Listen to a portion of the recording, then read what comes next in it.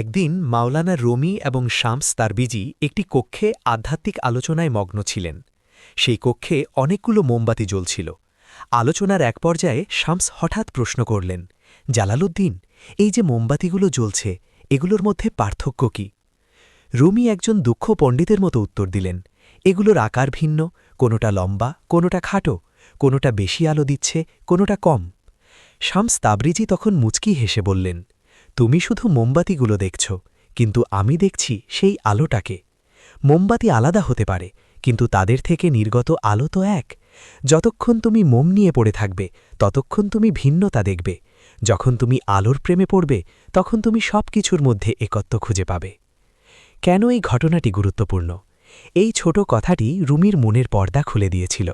রুমি বুঝতে পেরেছিলেন, মানুষের ভেদাভেদ, ধর্ম, বর্ণ বা পোশাক হল মোমবাতির মতো বাইরের আবরণ।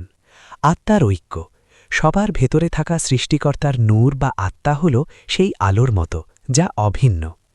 রুমির পরিবর্তন এক নিঃসঙ্গ সাধক। শামসের সাহচর্যে রুমি প্রথাগত মাদ্রাসার শিক্ষকতা ছেড়ে দিলেন। তিনি সারাক্ষণ শামসের সাথে আধ্যাত্মিক গান, সামা এবং ধ্যানে মগ্ন থাকতেন। রুমির অনুসারীরা মনে করেছিলেন, এই ভবঘুরে লোকটি তাদের মহান শিক্ষককে নষ্ট করে দিচ্ছে। হিংসার বশবর্তী হয়ে তারা শামসকে শহর ছাড়তে বাধ্য করেন। শামসের এই চলে যাওয়া রুমিকে এতটাই বিরহী করে তুলেছিল যে সেই বিরহ থেকেই জন্ম নিয়েছিল রুমির অমর সব কবিতা। তিনি লিখেছিলেন, আমি তাকেই খুঁজছিলাম, অথচ সে আমার ভেতরেই ছিল।